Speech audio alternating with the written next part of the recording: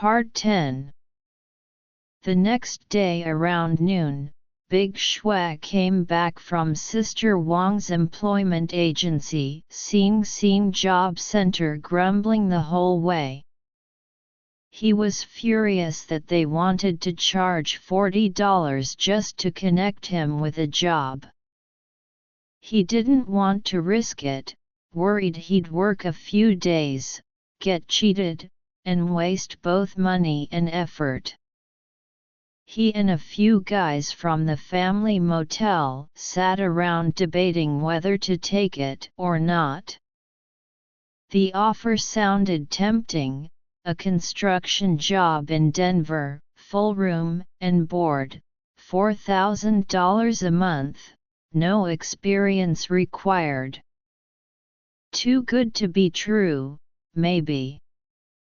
Big Shue suspected it was a scam between the agency and the employer. Those schemes were common. Funny thing is, the night before, I'd seen that exact same job post on my phone. I even saved the number. So I mentioned it to him, thinking it might help. He called right away, and sure enough, it turned out to be legit. That little tip saved him and the others about $40 each in fees. To celebrate, Big Shue declared me his friend. That afternoon, I went to a small shop in Dingpangzi Plaza called Golden Mart and bought a prepaid Lycomobile SIM card. Once I had a US phone number, he added me on his contact list, packed his things, and left for Denver. As soon as he was gone, the family motel felt empty and strangely quiet.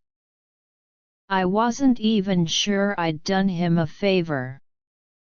Later that afternoon, I planned to go to Bank of America to open an account and deposit my cash.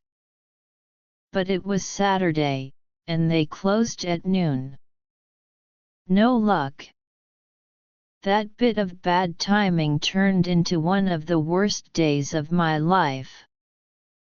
That evening, I was walking along Garvey Avenue, near Dingpangzi Plaza.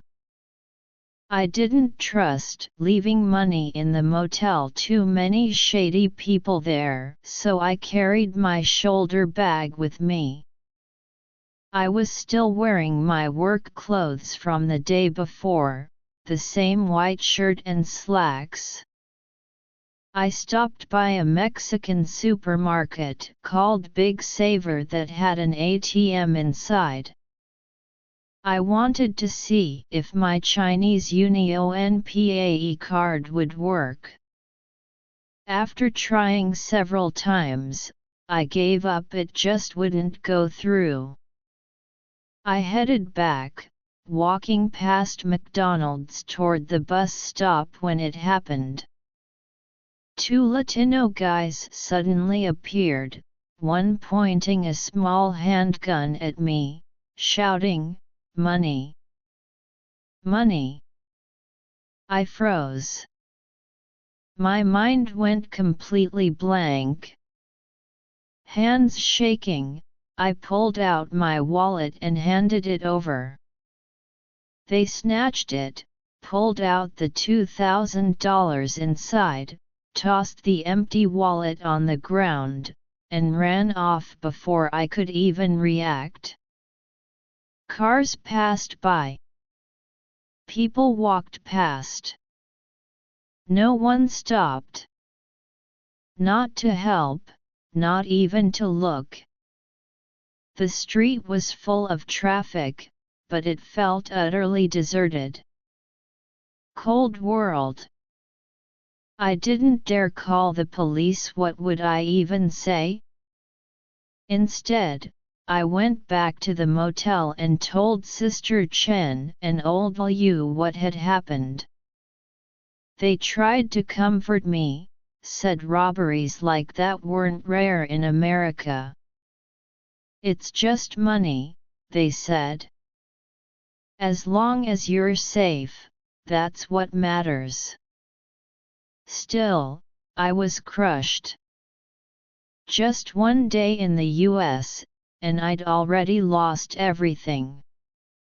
No cash, no food for tomorrow, and I still owed Sister Chen rent.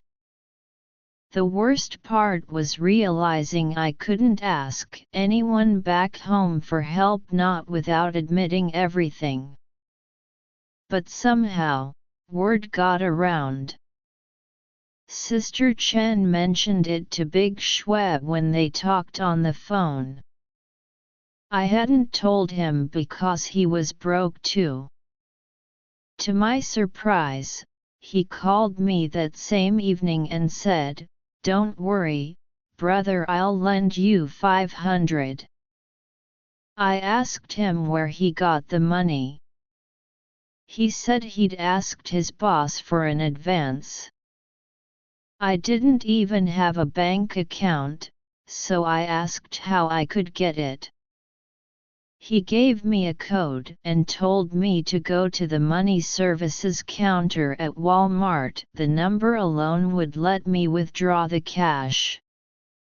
The next morning, I didn't even have $1.75 for bus fare.